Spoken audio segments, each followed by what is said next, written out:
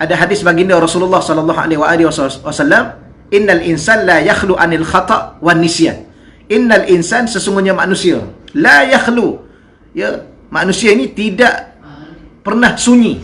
Ya, la yakhlu ni tidak pernah sunyi. Anil khata', yang pertama sekali tidak pernah sunyi daripada al khata'. Ya, al khata' ialah tersilap, ia tersalah. Sebab tu muslimin muslimat yang dirahmati Allah sekalian, khususnya muslimat Masjid Al-Falah, muslimat Masjid Al-Mu'minun,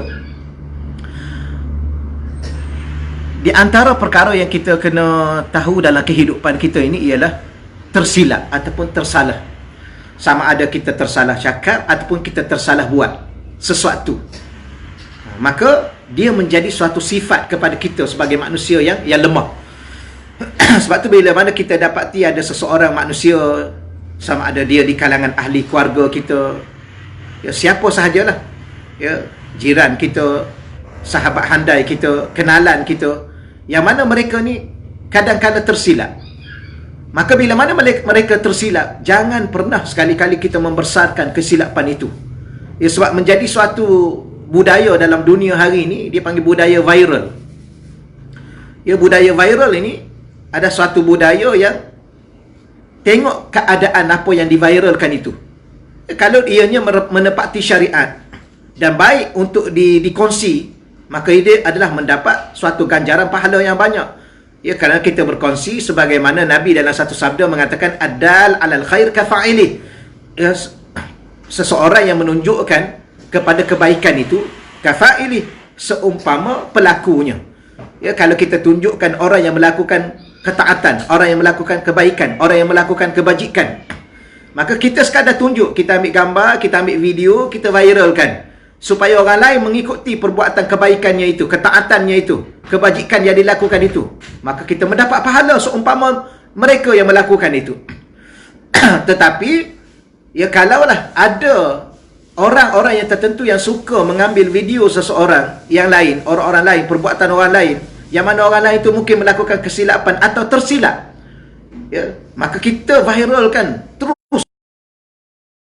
Mereka tersilap dalam percakapan mereka, mereka tersilap dalam kata-kata mereka, tersasul kata-kata mereka, ataupun terbuat sesuatu yang mereka tidak rancang tetapi ia melakukan sesuatu yang tidak, maka ketika itu ia suatu perkara yang amat buruk. Kerana apa? Kerana manusia ini memang akan tersilap.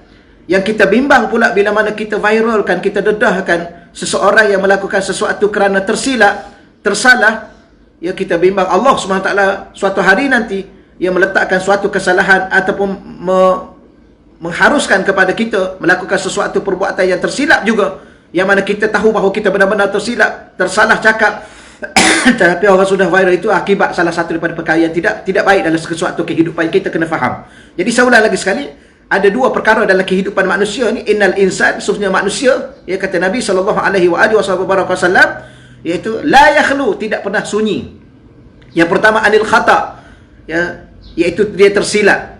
Sebab tu Allah sendiri mengajar doa kepada kita, supaya ada satu doa yang kita baca di akhir suratul Baqarah, Rabbana la tu'akhizna in nasina aw akhta'na. Ya, Rabbana, wahai Tuhan kami, la tu'akhizna, jangan engkau azab kami, in nasina, sekiranya kami terlupa. Itu ada yang perkataan yang kita sebut tadi. Adapun hadis tadi disebut tersilap dulu, baru disebut terlupa. Tapi Allah Subhanahu Wa Taala dalam doa itu, ia tidak bercanggah, ya, kedua-duanya itu ia adalah suatu perkara yang ada perbahasannya. Walau bagaimanapun kita nak bagi tahu, Allah ajar kepada kita satu doa, dan doa itu salah satunya memohon kepada Allah, jangan Allah Subhanahu Wa Taala mengambil kira dan mengazab kita, innasina, sekiranya kami terlupa wahai Allah, au akhtana, ataupun kami tersilap melakukan sesuatu wahai Allah. Sehingga inilah menunjukkan betapa Allah Maha Penyayang, betapa Allah Maha Pemurah dengan kita.